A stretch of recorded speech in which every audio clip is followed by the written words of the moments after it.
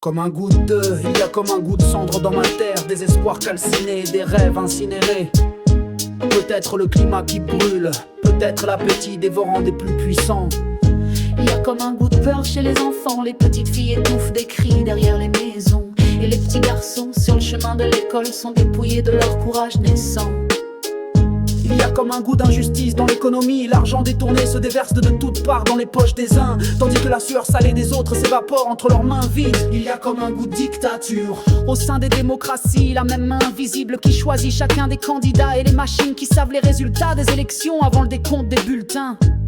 Il y a comme un goût de divorce avant même le mariage, une voix métallique qui résonne au cœur de la société, qui déclare une guerre à perpétuité entre les hommes et les femmes.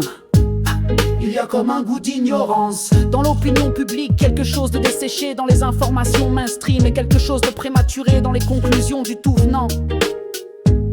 Il y a comme un goût de funérailles dans les chants religieux, les hurlements de la foi qui sont des mises à mort de la raison. Et pour que la raison survive, elle doit se cacher dans les livres et dans le murmure de ceux qui essaient encore de réfléchir quand tout chante et prie. Il y a comme un goût de trahison dans les amitiés. Les grandes amitiés sont mortes avec le passage du bac, et elles ont été remplacées par les grandes ambitions et les grandes jalousies, par le poison de la comparaison douloureuse. Il y a comme un goût d'envie de meurtre chez les dirigeants politiques chaque fois qu'ils entendent qu'une intelligence éveillée entreprend de s'exprimer sur les choses de la nation et les choses du peuple, parce que eux, ils ont prospéré sur le sommeil et l'ignorance des masses. Il y a comme un goût de chaos dans l'ordre mondial, des dirigeants de nations qui dirigent avec leur égoïsme individuel et leur égoïsme de groupe, et qui ne réfléchissent que pour chercher les moyens de mieux conserver leur pouvoir et de mieux blinder leur fortune.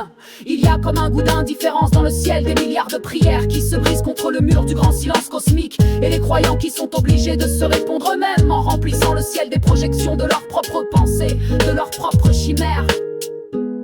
Il y a comme un goût de désespoir dans mon humanité, la persistance des religions et la persistance des suicides, et toujours aucun sauveur qui descende du ciel, aucune armée d'anges qui descendent du ciel, aucune cohorte de vaisseaux de lumière qui descendent du ciel, rien qu'un peu de pluie.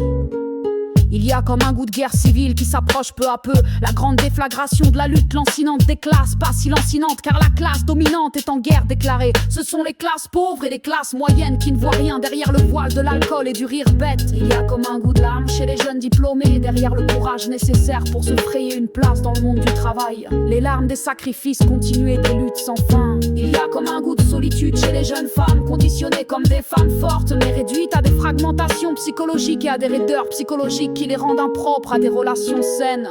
Il y a comme un goût de résignation chez les activistes, le peuple qui ne se lèvera jamais comme un seul homme, aucun mot d'ordre qui ne soulèvera quiconque par la seule force de sa pertinence, tandis que l'abrutissement trouve un écho sous chaque toit et dans chaque profil. Il y a comme un goût de révolte dans le rap, la seule musique qui regarde en face les problèmes les plus importants et qui refuse d'annoncer les mêmes âneries que les autres musiques destinées à faire tourner les reins et à faire sautiller les seins. Alors on trouve toujours le temps de chanter et de danser, la vie sur terre et rire et larmes, feu vivant et peur glacée, grands sauts et grandes chutes, la volonté de se relever et de continuer d'avancer. La grande promesse vient de la vérité elle-même, l'esprit qui ressort de tout cela grandit et toujours pur. Des nuits de tristesse et des journées de travail qui font fleurir de nouvelles idées et de nouvelles actions.